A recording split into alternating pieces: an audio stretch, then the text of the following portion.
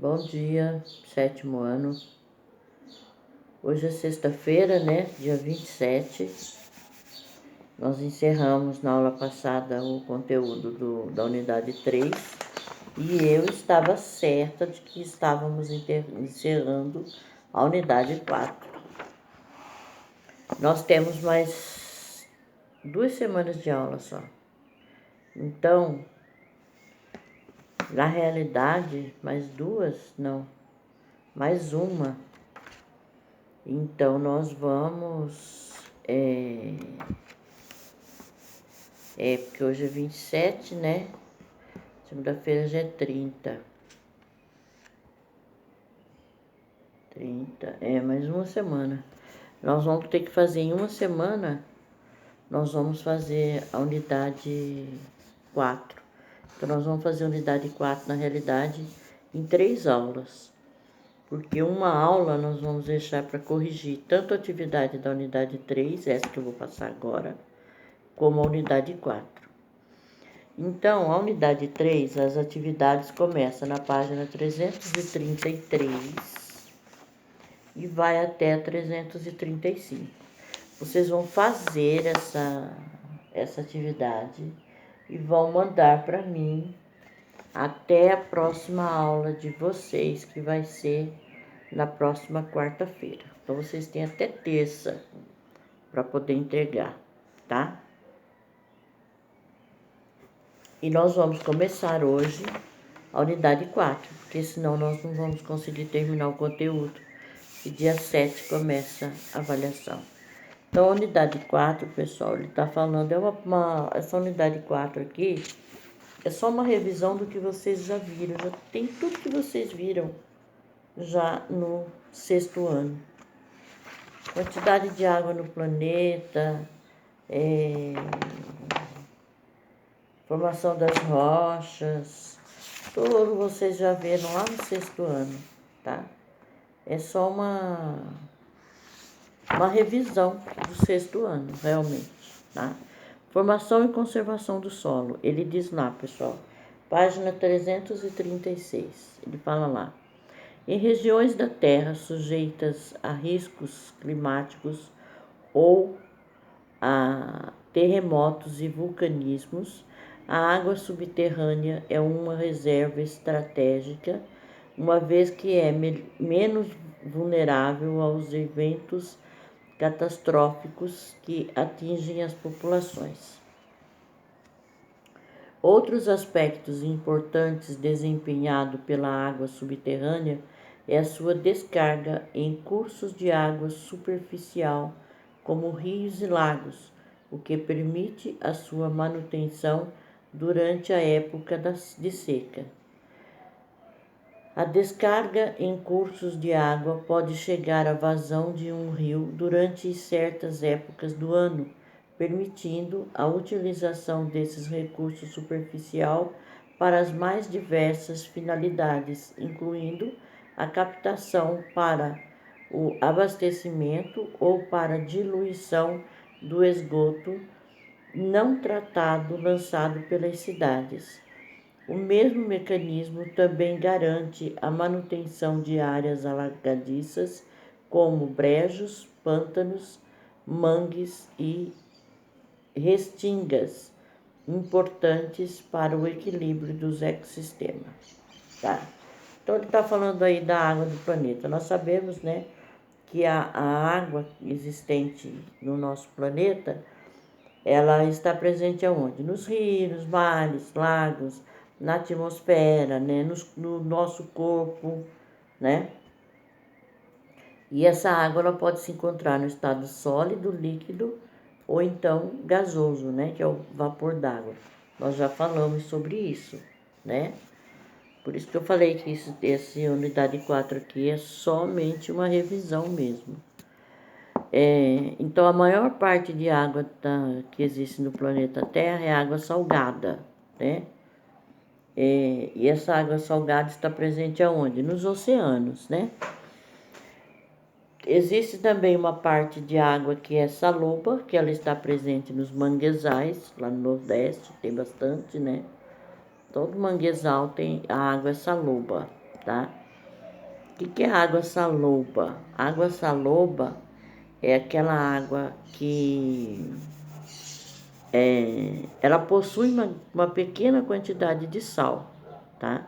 Então ela não é assim tão boa para tomar como a água que é dita potável. Então a gente tem água salgada, água saloba e água potável, tá?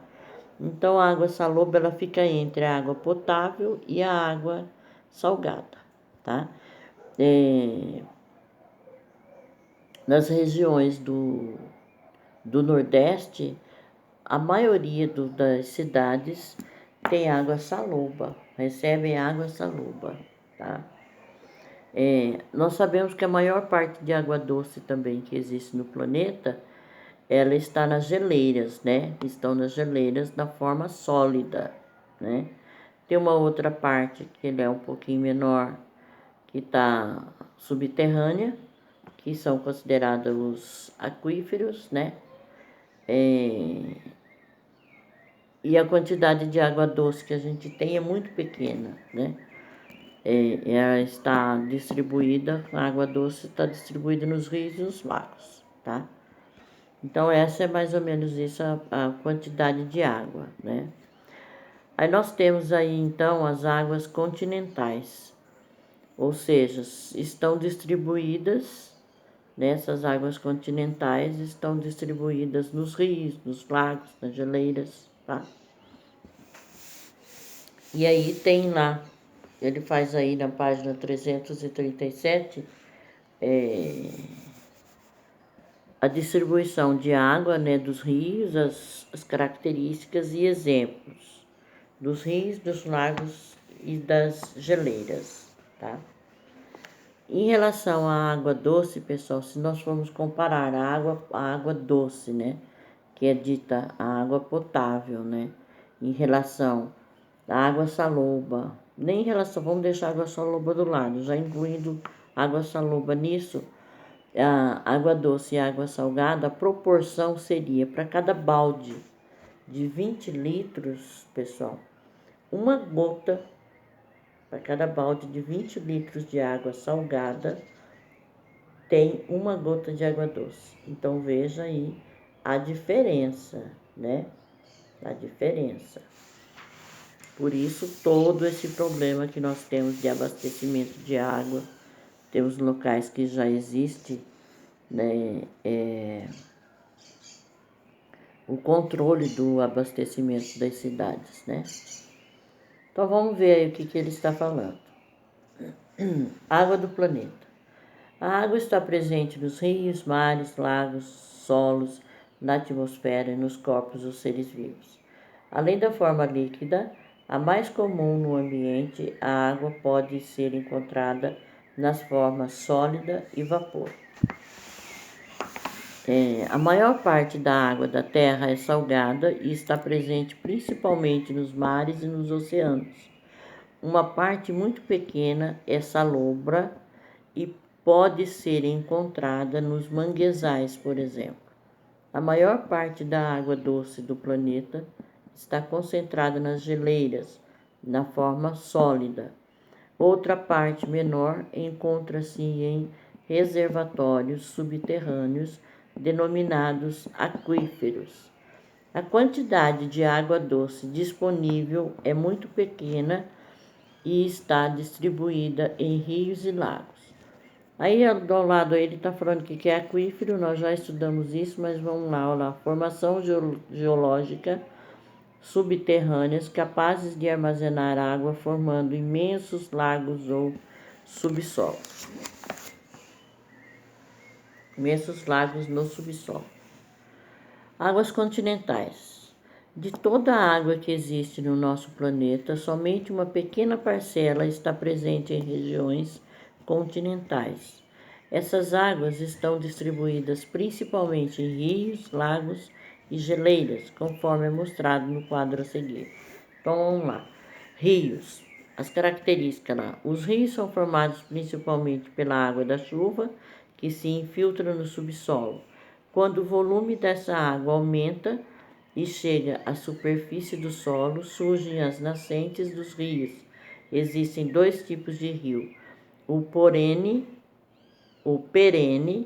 que nunca seca, e o temporário, que deixa de existir em época de seca. Então tem lá São Francisco, né? No cônio do Xingó, Sergipe, tá? Lagos. A maioria dos lagos é formada pelo acúmulo de água em depressões ou falhas da superfície continental. Os lagos podem ser utilizados para o abastecimento doméstico ou agrícola e para atividades esportivas ou recreativas.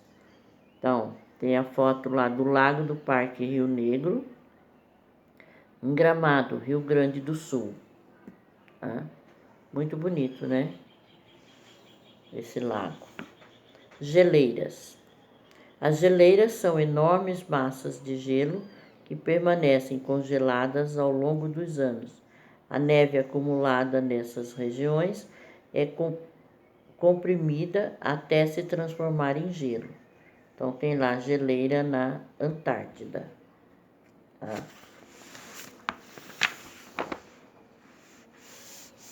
Para a página 338, ele está falando sobre águas subterrâneas.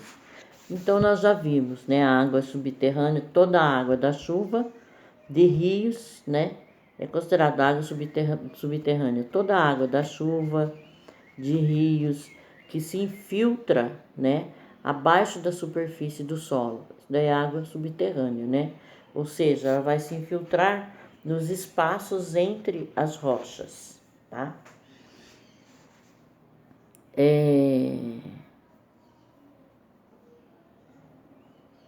A rocha, pessoal, ela armazena água entre os poros e as fraturas, né, que é denominada aquífero. Isso é um aquífero, né? Nós sabemos que o aquífero, nós já estudamos isso, é aquele espaço que fica entre as rochas, né? Então, a água da chuva fica acumulada ali, tá?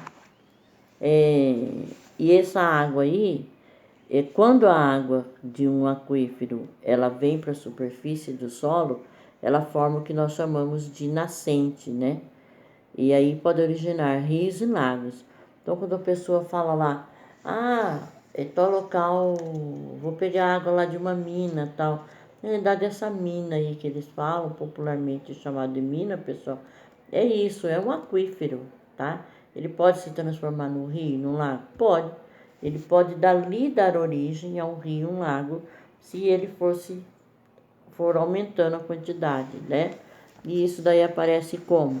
Vai acumulando água da chuva, né? Entre as rochas e ele vai ficando ali e é chamado de aquífero, tá?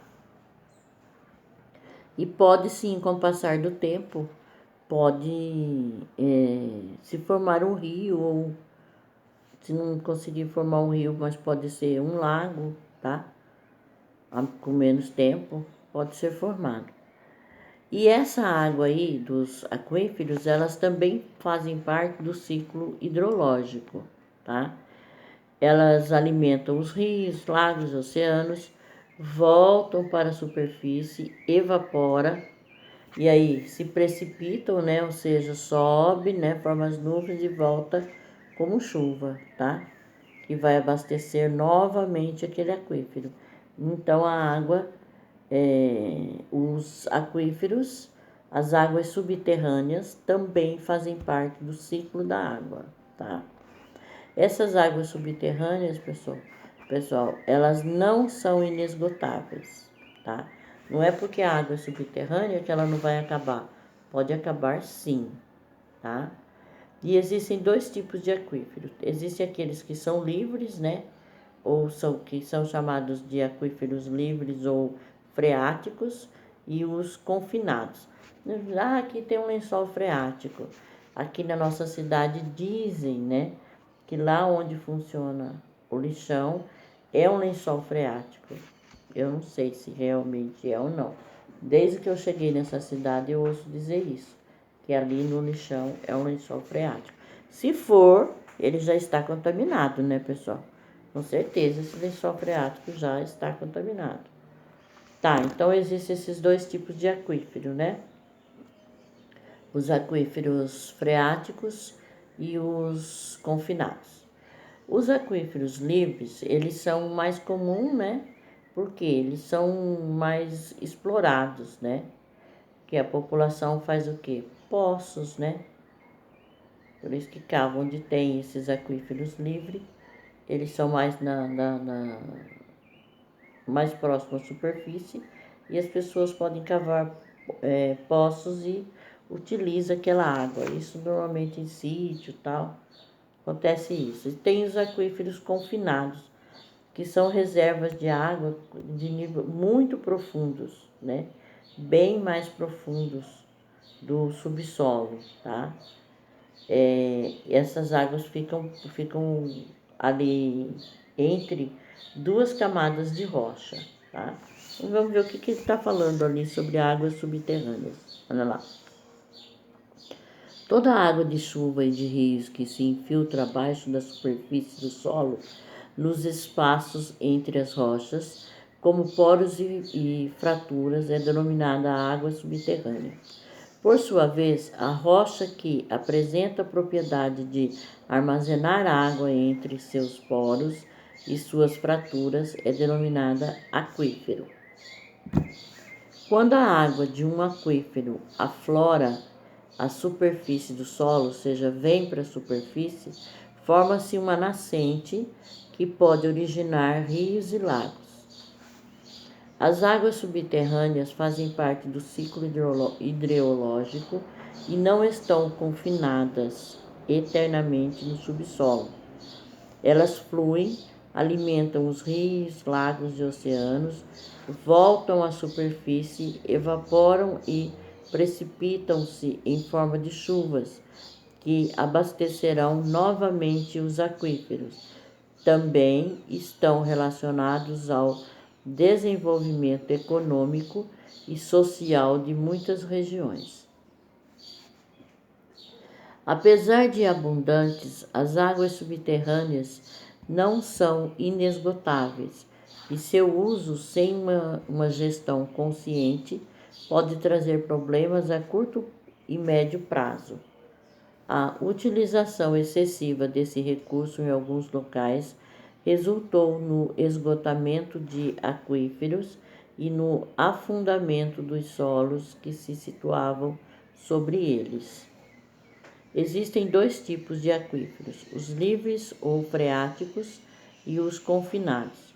Os aquíferos livres são os mais comuns e os mais explorados pela população para a construção de poços. Os aquíferos confinados são reservas de água em níveis muito profundos do subsolo ou que estão presas entre duas camadas de rocha praticamente impermeáveis, ou seja, impermeável, não deixa passar nada ali, né? Elas podem ser alcançadas com a perfuração da rocha e a construção de poços artesianos, ou em locais em que o lençol de água aflora a superfície em virtude das características do relevo e do próprio aquífero. Pessoal, aqui, ó, acho que vocês já ouviram falar que várias pessoas vão pegar água lá na Vila A. Essa água que as pessoas pegam lá na Vila A, porque para deixar de comprar água mineral, né, é realmente uma água muito boa. Ela é um aquífero confinado, tá? E desse aquífero confinado fizeram o quê? Um poço artesiano. Então a água jorra, tá? Desse poço artesiano. Então ele tem uma boa qualidade realmente. Em termos assim de sabor, se você tomar a água mineral e a água lá da vila, você não sente diferença. Se você tomar a água lá que pega lá na vila e a água da torneira, você vai sentir uma diferença enorme, tá? Então ali é o exemplo de um aquífero, tá? Confinado, ou seja, um poço artesiano, tá? E aí, ele tem lá Aquífero Guarani. Esse aquífero Guarani, pessoal, ele ocupa, sim, parte do território do Brasil, Paraguai, Uruguai e da Argentina. É um dos maiores reservatórios de água subterrânea do mundo. O nome dele é Aquífero Guarani. 70% desse reservatório, pessoal, está aqui no Brasil, tá? Ele é formado de rochas sedimentares, tá? Que é, na realidade, o arenito, né? Vamos ver o que ele está falando aí. Aquífero Guarani. O aquífero Guarani ocupa parte do território do Brasil, do Paraguai, do Uruguai e da Argentina. É um dos maiores reservatórios de águas subterrâneas do mundo. Tem uma extensão de 11.965 mil quilômetros quadrados, dos quais aproximadamente 70% encontra-se no Brasil. É constituído por rochas sedimentares, arenito, depositadas na bacia sedimentar do Paraná entre 200 milhões e 132 milhões de anos atrás. Após a deposição das areias, houve atividades vulcânicas com derrame de lavas basálticas que cobriram quase por completo os arenitos, tornando-os parcialmente confinados. Depois do vulcanismo, os movimentos tectônicos provocaram fraturas no basalto e, com o tempo, os espaços entre os grãos de arenito foram preenchidos por água, originando o aquífero. A maior parte da água do aquífero pode ser consumida sem tratamento. As reservas do aquífero Guarani podem ser utilizadas para abastecimento público. Em Ribeirão Preto, no interior de São Paulo, no interior do estado de São Paulo, 100% do abastecimento provém do Guarani e diversos outros fins. Olha aí, uma cidade toda, né, sendo abastecida por um aquífero, tá? Esse aquífero aí, Guarani. Realmente, esse é um aquífero, ele não precisa, né? Geralmente a água não precisa ser tratada. É uma água muito boa, tá? Melhor, como eu falei, melhor do que a água que diz que é tratada e sai ali na torneira da casa da gente, tá? Na página 339, ele está falando sobre águas subterrâneas e o ciclo da água. Então, eu já falei que a água subterrânea, ela participa do ciclo da água, né? Mas ele está falando ali, pessoal. A água se movimenta continuamente pela terra e em um processo denominado ciclo da água ou ciclo hidrológico, no qual ela passa por frequentes mudanças de estado físico. No esquema a seguir, observe as etapas desse ciclo que, associadas às transformações do estado físico da água, permite seu movimento contínuo entre os ambientes do planeta. Então, o ciclo da água nós já sabemos, né, pessoal? Vocês já estudaram esse ciclo da água. O que acontece? A água dos rios, mares, lagos evaporam, né?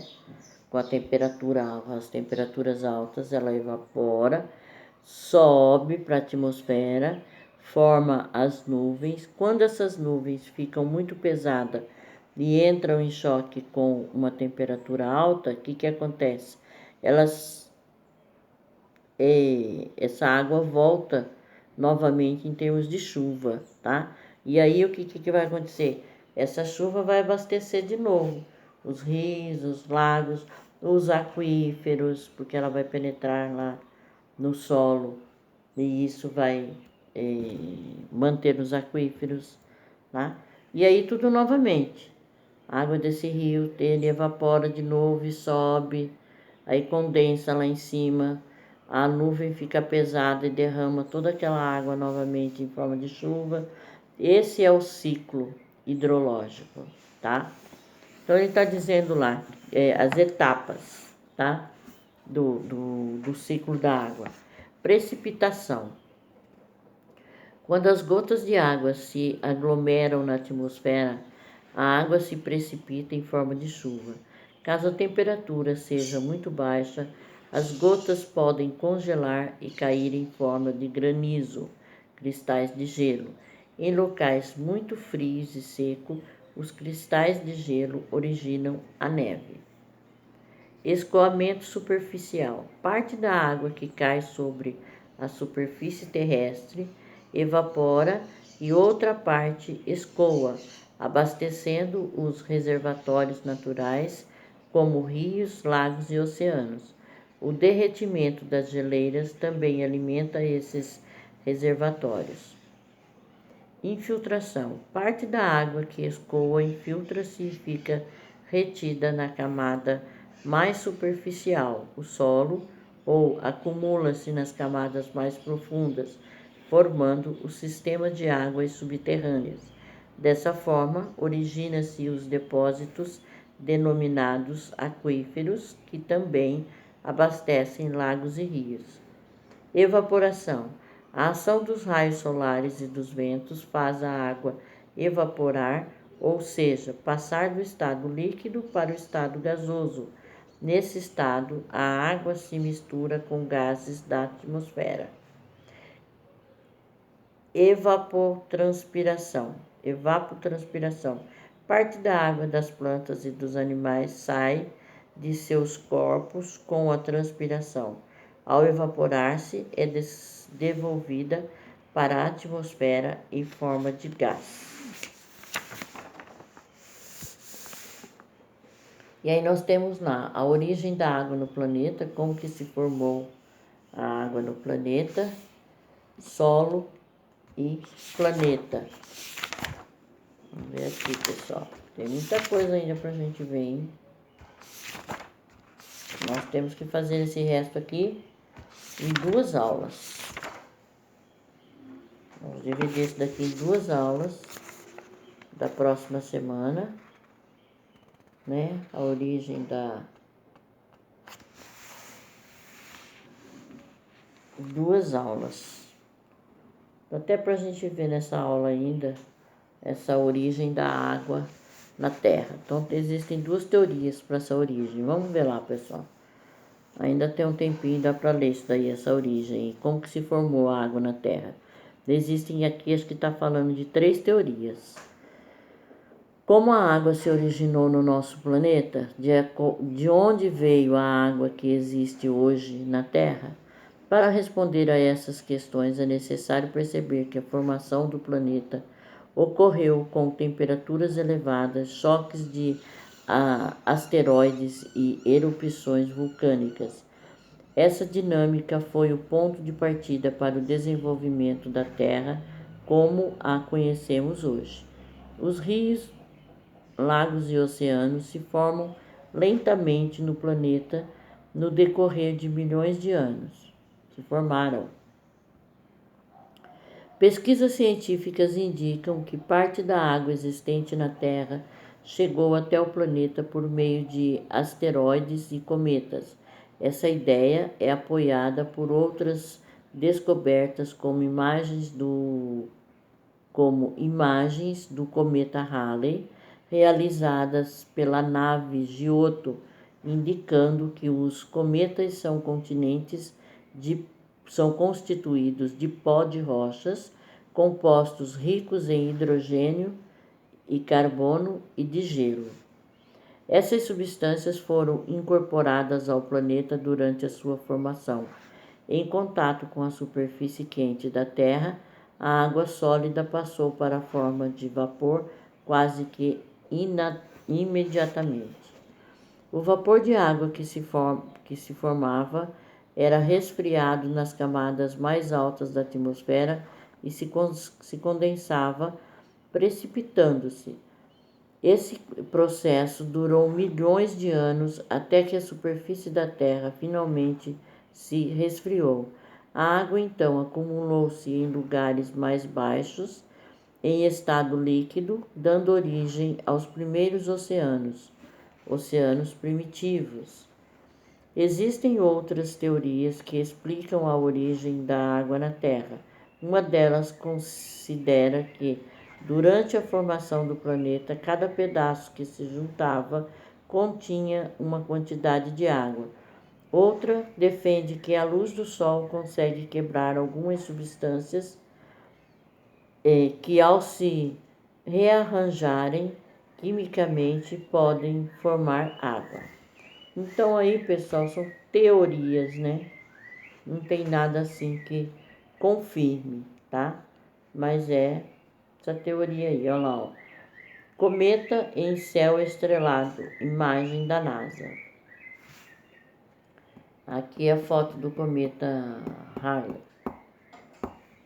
Então, pessoal, na próxima aula nós vamos ver aí o solo do planeta, tá? Por hoje é isso. Obrigada a todos, beijo, até mais.